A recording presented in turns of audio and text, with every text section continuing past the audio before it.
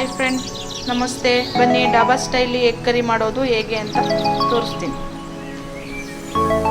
ಅರ್ಧ ಹೋಳು ಕಾಯಿ ಹಾಕ್ಕೊಂಡಿದ್ದೀನಿ, ಒಂದು ಟೊಮೊಟೊ, ಒಂದು ಸ್ವಲ್ಪ ಬೆಳ್ಳುಳ್ಳಿ ಹಾಕ್ಕೊಳ್ಳಿ, 1-2 ಇಂಚು ಶುಂಠಿ ಹಾಕ್ಕೊಳ್ಳಿ, ಚಕ್ಕೆ, ಲವಂಗ, ಮೆಣಸು, ಜೀರಿಗೆ,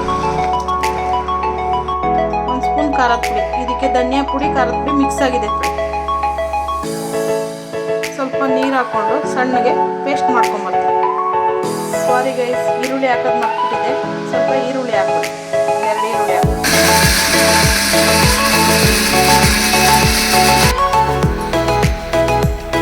ಸಣ್ಣ ಪೇಸ್ಟ್ ಮಾಡ್ಕೊಳ್ಳಿ.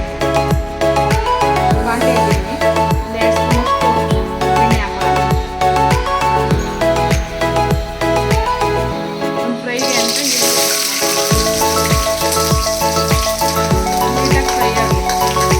ಈ ಥರ ನೀಟಾಗಿ ಫ್ರೈ ಆಗಬೇಕು. ಇವಾಗ ಮಸಾಲೆ ಹಾಕೋಣ. ಇವಾಗ ಇದು ಸ್ವಲ್ಪ ಮಸಾಲೆ ಚೆನ್ನಾಗಿ ಫ್ರೈ ಆಗಬೇಕು.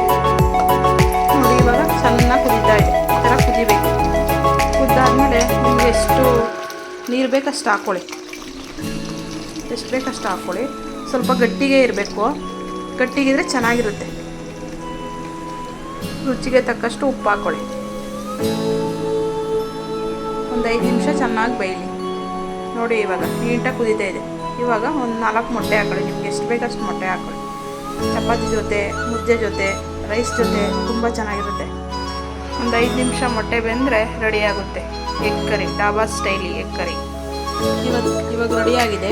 ಬನ್ನಿ ಊಟ ಮಾಡೋಣ. ಮುದ್ದೆ ಜೊತೆ ಎಗ್ ಕರಿ ಈ ರೀತಿ ಮಾಡ್ಕೊಳ್ಳಿ.